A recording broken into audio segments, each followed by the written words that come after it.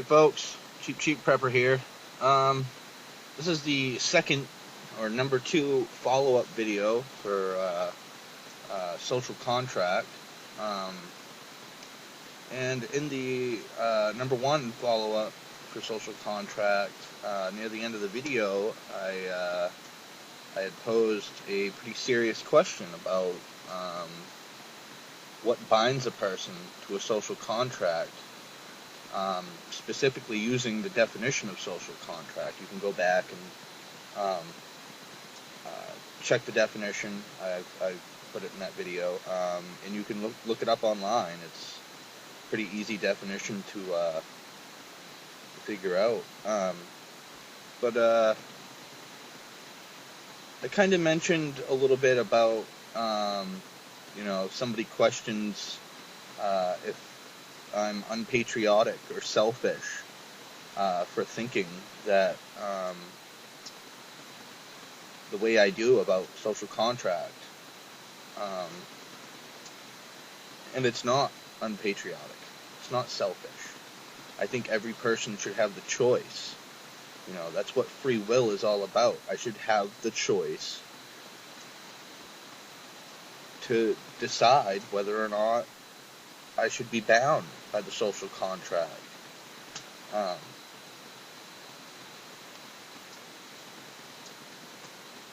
It's like I said in the number 1 follow-up, or number 2, the follow-up, number 2, I don't know, but I was talking about,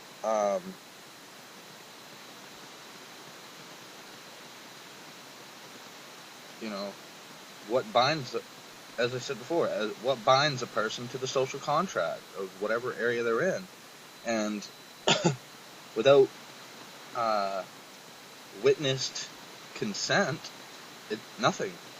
It's the very definition means that it's an agreement, means to bring on oneself as an obligation. I haven't brought it upon myself as an obligation, and neither has millions of other people. There's 300 million people, or approximately 300 million people in the United States, that I'm pretty sure that they're not bound by the social contract. They assume that they're bound by the social contract. There is no evidence to prove that they are. It's assumed.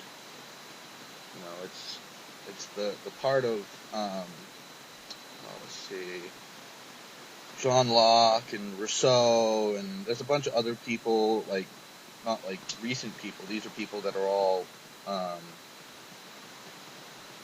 historical figures that have different viewpoints on social contract theory, how a social contract works. I'm not even, I don't even focus on that, because by definition, a person has to be bound by the social contract before a theory can come into effect. A lot of the historical figures that have had theories on social contract state that the general will is what defines how society is structured. And that's all good and well, but I'm not even bound by the social contract. So what gives a person that assumes that they're bound by the social contract the right to tell me what is quote-unquote legal or illegal? It just doesn't make sense. I've debated a couple of different people on this whole topic, and they think I'm out of my mind, and maybe I am, but I'm a logic-thinking person. I go by the definition of things. It's very specific. The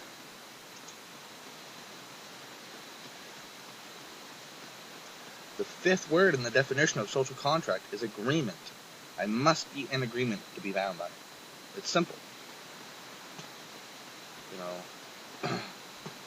And there was one person that I debated. I was on Facebook for a while, and this woman, she said that I'm bound by birth. No. Only those that are, I believe it's the 14th Amendment that states that person is a citizen by birth or by naturalization, or whatever it's called. But that's if they're under the jurisdiction of the social contract. I'm not under the jurisdiction of the social contract. Like I said in the previous social contract video, if I was to go into the court of law, any court, and provide a contract stating that somebody owed me money, without that person's signature, the contract would be null and void. It would not be binding to anybody. So, on the other end of the scale, in order to be bound by, in order to be charged with a crime, the government would have to first prove that I'm bound by the social contract and the rules and regulations thereof. I'm pretty sure that they're not going to be able to. It's just, I laugh sometimes because, as I said in the previous social contract video, I think about it at random times of, like, if I was to go into a court of law, I had supposedly committed a crime, quote unquote, they would probably laugh at me, but I have a point. It's the state or the government has to prove my guilt. Well, I can't be forced into an agreement that I've never consented to. I do not consent to contract. It's that simple. And if I ever have to supposedly go to court ever again, that's what I'm going to say. I do not consent to contract. And they're going to tell me, well, that's not a proper plea. Yeah. Especially since I'm representing myself. Yeah, I'm not ever taking, if I ever go to court, I'm not taking an attorney to represent me that's paid by the state that's trying to prove my guilt. Because all that lawyer, that court-appointed lawyer, all that lawyer is going to do is try to get me to take a plea agreement. No, I'll do it myself, because most lawyers that are court-appointed are probably not good lawyers, or they're new lawyers, and they need the experience. But yeah, I'm not unpatriotic. I'm not a citizen of the United States. I am a resident. And I was born here, so I have the right to be here. By natural law, I have the right to be here. There is no governmental right that says I can't be here. I was born here. You can't force me out of my birthplace. It's just, it would just be, it's outrageous to think that the government can use force to coerce somebody into contracting with the general will or the majority of citizens or residents. But yeah, that's I know it still seems quite controversial. Oh, and I'm not selfish. In fact, I'm selfless. If enough people would step forward and say to the government, I'm not bound by the social contract, and you need to, if you think I am, you need to prove that I am. Show me some evidence that proves that I'm bound by the social contract. And they're not going to be able to do it, because nobody in over 200 years has been bound by the social contract. It would be a very liberating front. It would be a liberating force if a lot of people would step up and say, this is not my government. I am not a citizen. I am a resident. And hopefully a lot of people that would say that were born here, so they have a right to stay here. It's a natural right in a peace-loving world to not be subject to any government. Subject means, hold on, handy-dandy dictionary time.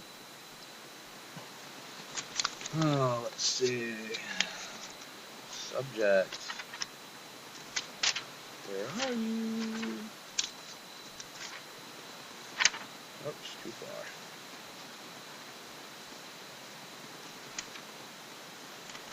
I know, I probably should have been more prepared, but I didn't think I was going to be looking up subject.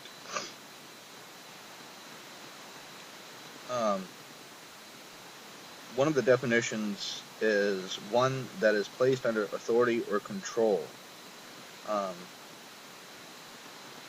Basically meaning that they're a vassal. And vassal, V-A-S-S-A-L,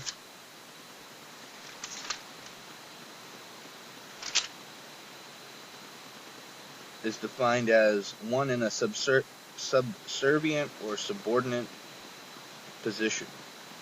And vassalage is the state of being a vassal, and meaning a position of subordination or submission as to a political power. Well, to submit is slavery.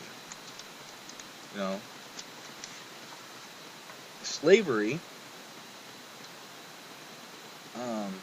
is defined as submission to a dominating influence. Government is the only influence in society. They have a monopoly on influence. There's no choice. So they dominate with influence. They are the dominating influence. So submission to their dominating influence is slavery. It's just, there are so many different forms of slavery. People just think it's, physical slavery where you're bound to do work and, you're owned. Well, no. There's physical slavery. There's economical slavery. There's political slavery. In today's society and in most societies, political, economical slavery is the norm, and people don't realize it. It's... Oh, that's right. Do a little research. Look up the definition of slavery, and look up the employee. The definition of employee.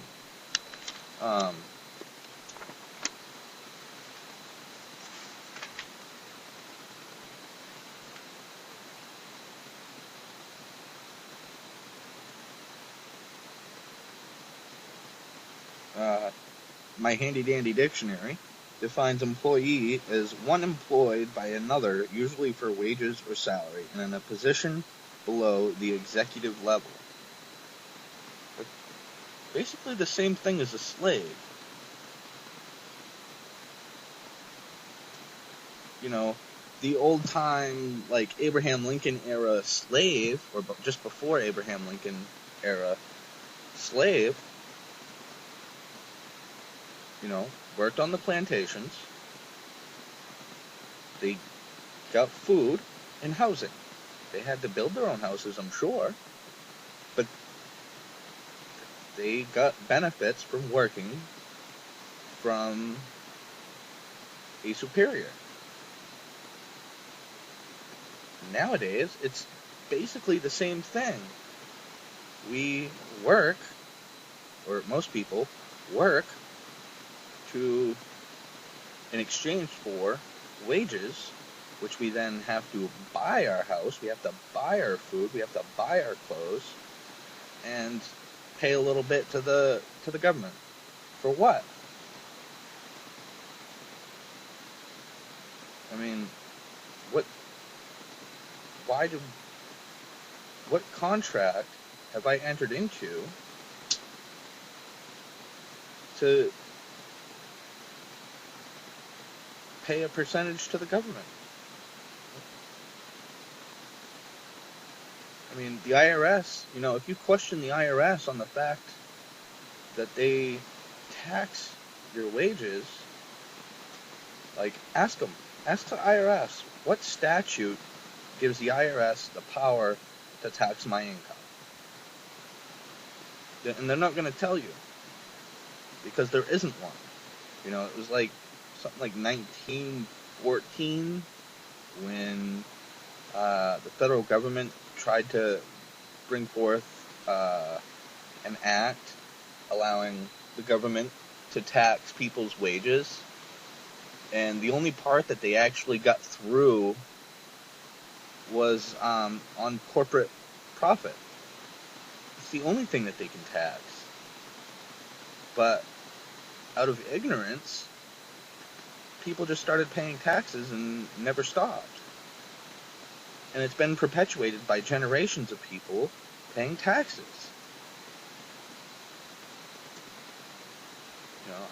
I'm not lying. If you think I'm lying, do some research.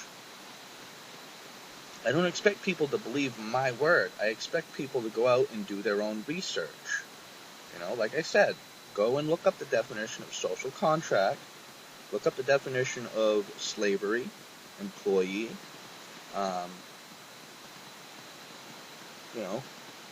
Go to YouTube and type in, now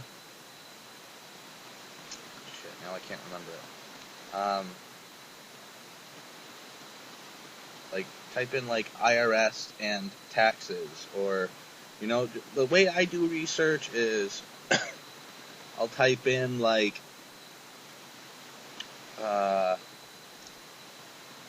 good one is Rothschild Bank, something along those lines. It's not exactly that, but it will talk about, a lot of the videos talk about how the Rothschilds made their money and how the Rockefeller, some videos will talk about how the Rockefellers made their money, but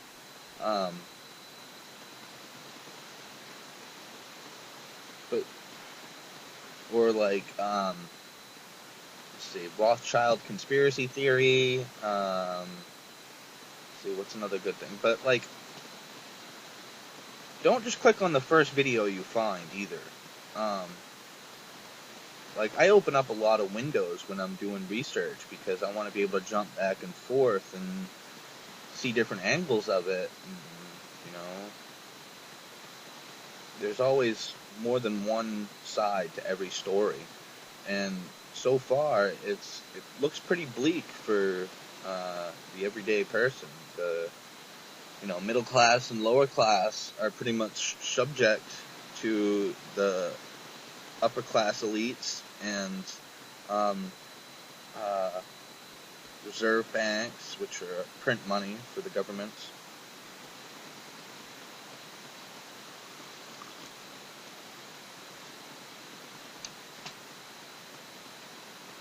But yeah, that's probably about it for now. It's almost 20 minutes of a video. Yeah, it's probably all controversial, and a lot of people will probably comment, once I start getting more views, comment about different topics that I've brought up, but whatever. I'm just a prepper, speaking my mind, because I have a vocal cord and a mind that work together to allow me to speak whatever I want to speak.